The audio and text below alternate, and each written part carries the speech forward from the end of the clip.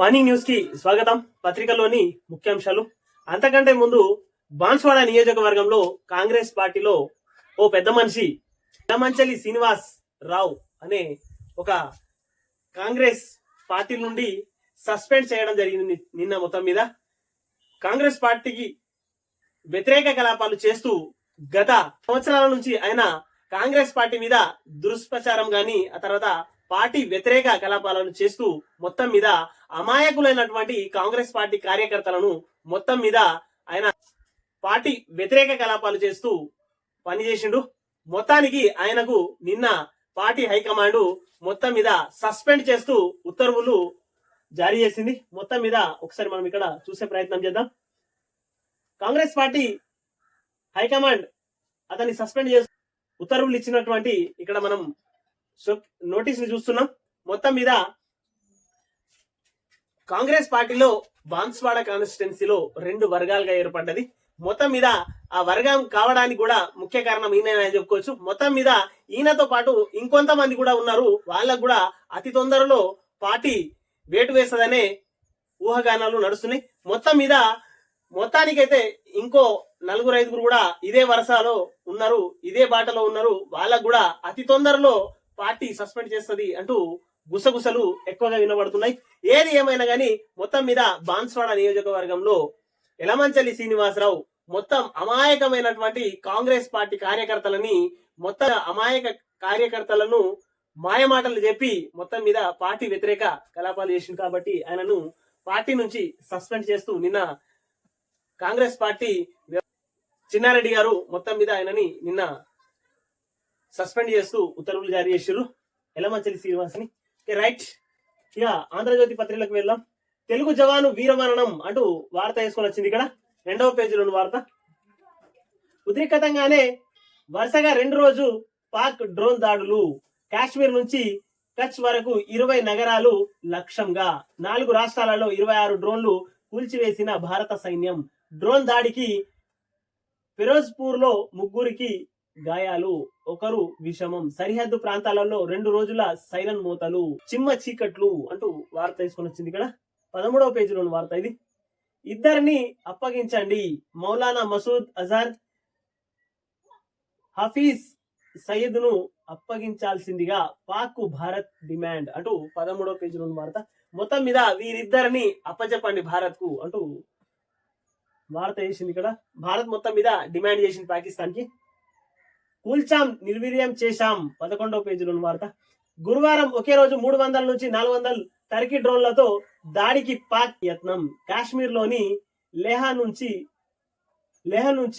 గుజరాత్ లోని సర్కి దాకా 36 నగరాల్లోని సైనిక శిబిరాలే లక్ష్యం. అత్యధిక డ్రోన్లలో ఎలాంటి ఆయుధాలు లేవు. మన ఎయిర్ డిఫెన్స్ వ్యవస్థను పరీక్షించడానికి శిథిలాలపై దర్యాప్తు, మరిన్ని ఆధారాలు సేకరణ.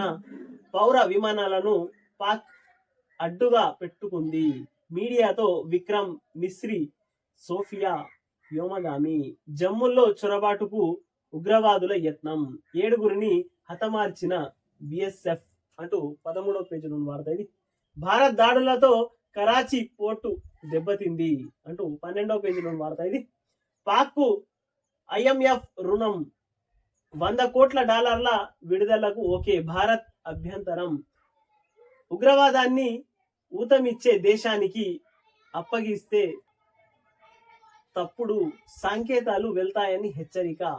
ఓటింగ్ కు దూరం అంటూ 11వ పేజీలోని వార్త ఇది. టర్కీ షూట్ 200 బుల్లెట్లు కాల్చే డ్రోన్ ను పాక్ కు ఇచ్చినట్టు టర్కీ అయినా లెక్క చేయని భారత్ సైన్యం. పాక్ డ్రోన్లను క్షిపణుల్ని అద్భుతంగా అడ్డుకున్న మన ఎయిర్ డిఫెన్స్ అంటూ వార్త తీసుకొని వచ్చింది. ఇక్కడ తుపాకీతో కూడిన టర్కీ డ్రోన్ అంటూ 12వ పేజీలోని వార్త. మొత్తం మీద టర్కీ నుంచి డ్రోన్లను, తుపాకీ డ్రోన్లు కూడా మనకేం చేయలేవు, వాటిని మనం సమర్థవంతంగా ఫినిష్ చేసినాం అంటూ వార్త తీసుకొని వచ్చింది. ఇక్కడ పాక్ ప్రధాని పిరికి పందా అంటూ 12వ పేజీలోని వార్త ఇది. రంగంలోకి ప్రాదేశిక సైన్యం. అవసరమైతే పిలిపించాలని కేంద్రం. ఆర్మీ చీఫ్ కు మరిన్ని అధికారాల అప్పగింత. టెరిటోరియల్ ఆర్మీలో 50,000 సిబ్బంది. వీరిలో క్రీడాకారులు, రాజకీయ నేతలు, గతంలో పలు యుద్ధాలలో ఆర్మీకి సహకారం అంటూ 13వ పేజీలో వార్త ఇది. సింధు జలాలపై మేమేం చెయ్యంలే అంటూ 12వ పేజీలో వార్త ఇది.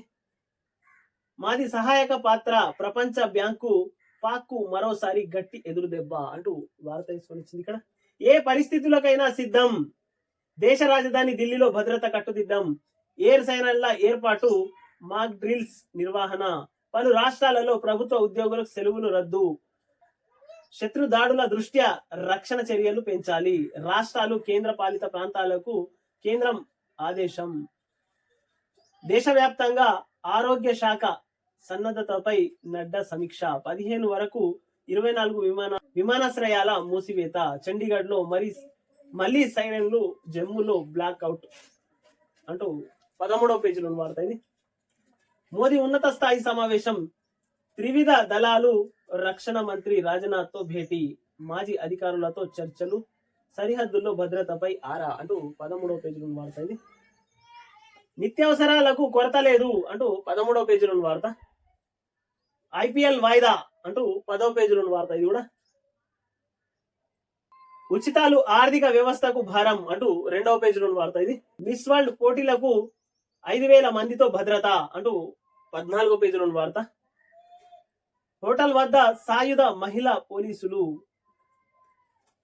అక్టోపస్ కమాండోలు, సీసీటీవీల నిఘా, multi agency commando control centre, 3 అంచెల భద్రతా వలయాలలో పోటీల నిర్వహణ, అనుక్షణం ఉపేక్షిస్తున్న పోలీసులు, ఉన్నతాధికారులు. నేటి నుంచి మిస్ వరల్డ్ 2025 పోటీలు, గచ్చిబౌలి ఇండోర్ స్టేడియంలో ప్రారంభం వేడుకలు, అందాల భామలు బిర్యానీ, పలావ్, పులుసు, వేపుడు దిగి మరీ తింటున్నారు, 100 మంది చీఫ్లు, 500 మంది సహాయకులు, మిస్ వరల్డ్ చెప్పులతో ఆంధ్రజ్యోతి ముచ్చట్లు అంటూ 14వ పేజీలో వార్త ఇది.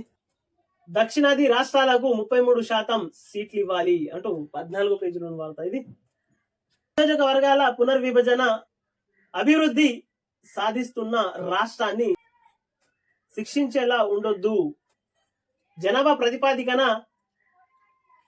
పునర్విభజనతో మా రాష్ట్రాలకు తీరని అన్యాయం, అందరితో చర్చించాకే ముందుకు వెళ్ళాలి, తెలంగాణ నమూనాను కేంద్రము అనుసరించాల్సిన పరిస్థితి, మా విధి విధానాలు దేశానికి ఆదర్శం, ది హిందూ హడిల్ 2025లో ముఖ్యమంత్రి రేవంత్ రెడ్డి అంటూ 14వ పేజీలో వార్త. K9 టీవీని సబ్స్క్రైబ్ చేయండి, షేర్ చేయండి, కామెంట్లు పెట్టండి.